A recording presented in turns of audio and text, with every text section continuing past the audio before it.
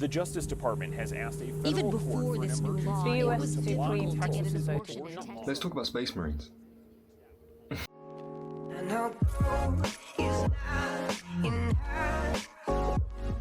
So more and more I'm seeing people want to do their best to diversify out of having all of their holdings in just one country.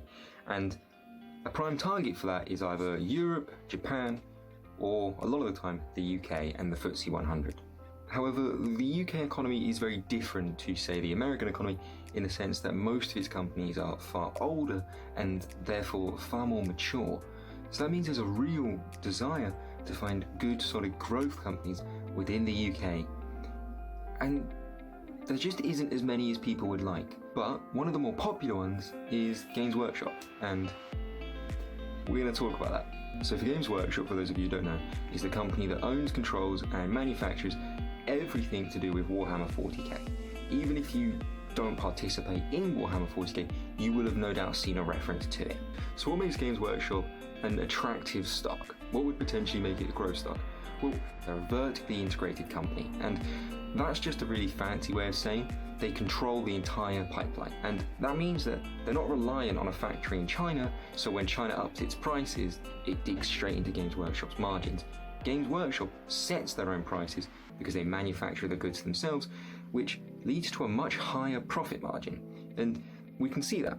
If we take a quick look through Trading 212, we can see that Games Workshop is reporting a 34% profit margin. If we look at a company like Walmart, which obviously vastly different type of business, different countries and everything, just to give you some perspective, Walmart is reporting a profit margin of 2.4%.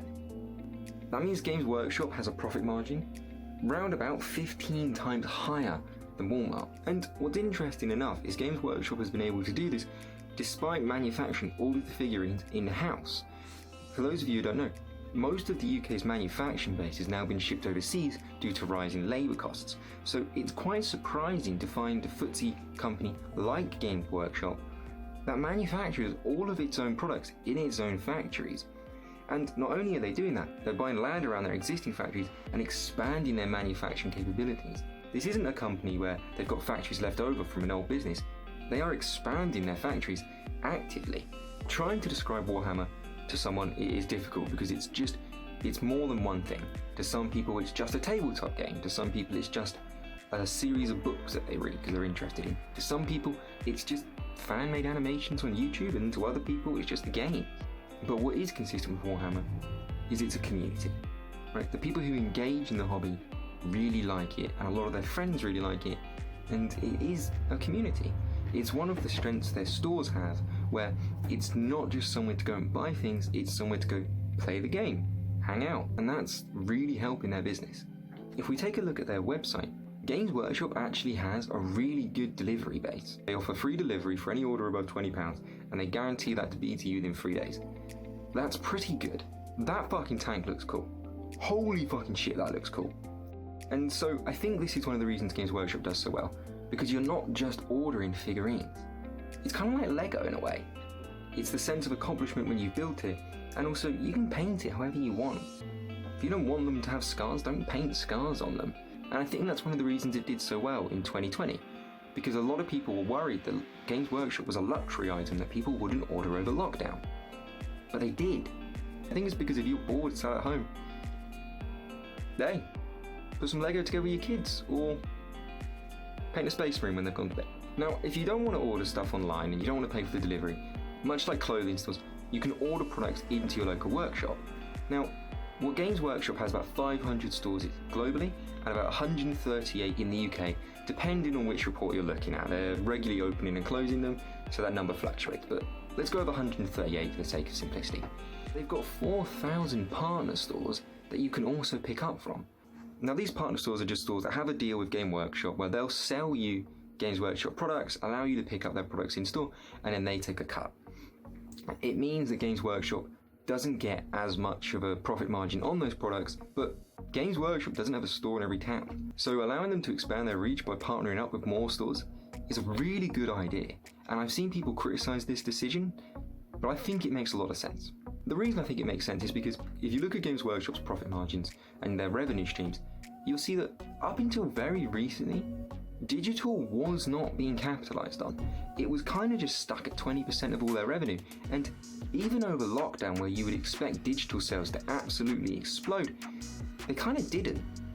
Retail sales were down, digital sales stayed stagnant, and instead it was trade that made up the difference. And trade is just their way of saying partner stores. So not only does that mean that they haven't capitalized on digital yet, which means that there is potentially more room for growth in that region, but it means that the trade stores are really, really helping their revenue streams.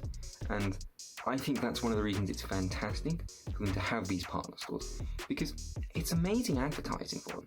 So in the UK, a brand called Kid Stuff, just a kid store. Toys, board games, that kind of thing. But they also sell Warhammer, and you can order Warhammer stuff into their store. That's just free advertising for them. Companies often fight with Walmart and Tesco to get their products on the front shelf. Warhammer has people signing up to put their products on their shelves. Now, they generate a ton of money.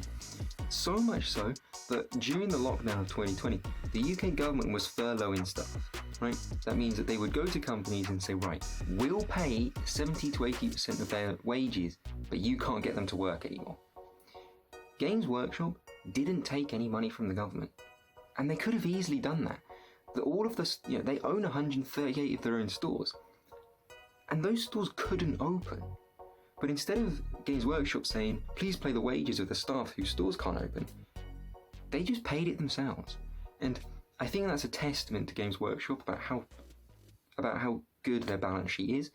The fact that they just didn't need the money from the government. When I look at companies, there are three things I look at.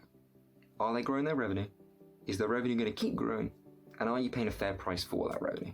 If we take a look at Edison Group Research, which is just a research firm that a lot of companies pay to audit them, give them insight from an outside perspective, they actually expect Games Workshop's revenue to keep growing year on year. Not absurd amounts, because they had a lot of growth in 2020 that they're going to have to make up for, but they're expecting their revenue to grow, and I kind of agree with them. I think Games Workshop is a company where they will continue to grow because they constantly innovate. They're bringing out new products, they're bringing out higher quality products while working on their profit margin. So I think it's pretty safe to say their revenue is going to keep growing. I currently am putting my last amount of money into Games Workshop now.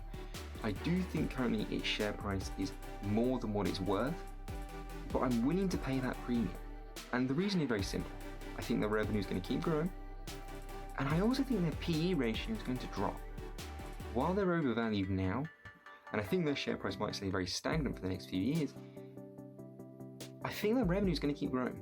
And I do think their PE ratio is going to continue to drop. Now, if we take a quick look at the breakdown of where Warhammer gets its money, we can see that it's actually a very globalized business. While it is a UK-based company, its largest market is actually the USA. Only around 23 to 30% of profit comes from the UK, which is still a significant chunk, and this is something touched on by the executives, where they say that they're actually rapidly looking to expand into places like Central Europe and Asia, because they haven't really capitalized on those markets yet. Games Workshop is more than just Warhammer. You've got Warhammer 40k, which is their flagship IP. You've also got Warhammer Horus Heresy, which is effectively just Warhammer 30k. You've also got the Age of Sigmar, which is like their more Lord of the Rings fantasy type setting. You've got the Black Library, where they produce a lot of books. And you've even got Warhammer World, which is based at their headquarters. Now, the IP for Warhammer, in my opinion, is their strongest asset. The Warhammer 40k, the Age of Sigmar, that is their absolute strongest asset. And so it was really good when I could see in their report that they're producing over 100 books a year on average. That means that they're constantly adding new lore, they're constantly giving YouTubers new content to make videos about, and they're inspiring their community to continuously grow. Not only that, their IP is so good that they're actually making a lot of money now from just licensing it out. Now, I personally think that's the best thing they should be doing. Give your IP to trusted partners who can expand the lore in ways you can't. Primarily, that's video games.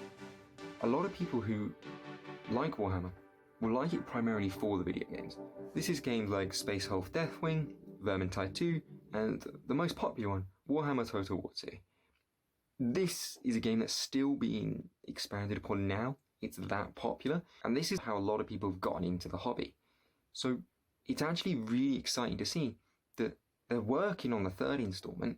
On top of that, we've recently had a Necromund Hired Gun come out. Looks a bit janky, but once they've patched all the bugs, it looks like it's going to be a very fun game. They're also working on a game called Dark Tide, which I never planned to stream, but holy shit, that game looks fun. So, okay, they've got all these games coming out, but how much money do they actually make from it? In 2015, they made 1.5 million from licensing fees and royalties. Well, since then, they've now grown that to now in 2020, they're making 16.8 million from licensing. That is a huge jump. That means in the last 5 years, they've 10x'd the amount of money they're making from licensing.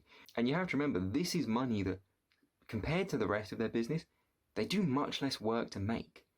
They work with their partners and support their partners and tailor them to make sure they fit the overall IP, but they're not having to actively make these games themselves. They just collect the check. So the fact that they've gone from 1.5 to 16.8 million, that's really good for their profit margin. So we've gone over all of the positive aspects of the business. We've talked a lot about the IP, but there has to be a catch. You know, it's got great revenue. The revenue's growing. I think the P ratio is going to lower. It also pays a dividend, which is fantastic. So what's the catch? Well, I think it's fair to say that based on the revenue they make now, their share price is currently overvalued. I'm willing to pay it because I can't predict when it's going to go up, but I can tell you I believe its revenue is going to go up. Now, one of the biggest downsides I can see is, despite their revenue growing, it is predicted by Simply Wall Street that their payout ratio will grow. For those of you who don't know, the payout ratio is just the chunk of profit that they give back to dividends. It's currently about 50%, and that's predicted to grow over the next few years. That's not the worst thing because 50% has room to grow, but personally for a growth stock you wouldn't want to see a payout ratio at 50% anyway. So that is something to keep in mind of. One thing I will say about Games Workshop, they're not the typical dividend stock. They don't slowly increment their dividend year over year over year like some businesses. They just kind of choose every year how much they want to pay out. And typically that goes up because it's based on how much profit they make, which goes up. But it doesn't follow a straight line. Now, one thing I do like to see from businesses is I like to see that the management has a high stake in ownership of the company. And we just don't see that with Games Workshop. The management own very, very little of this company. And that's not too out of the ordinary for a company the size of Games Workshop, but it's not a plus either.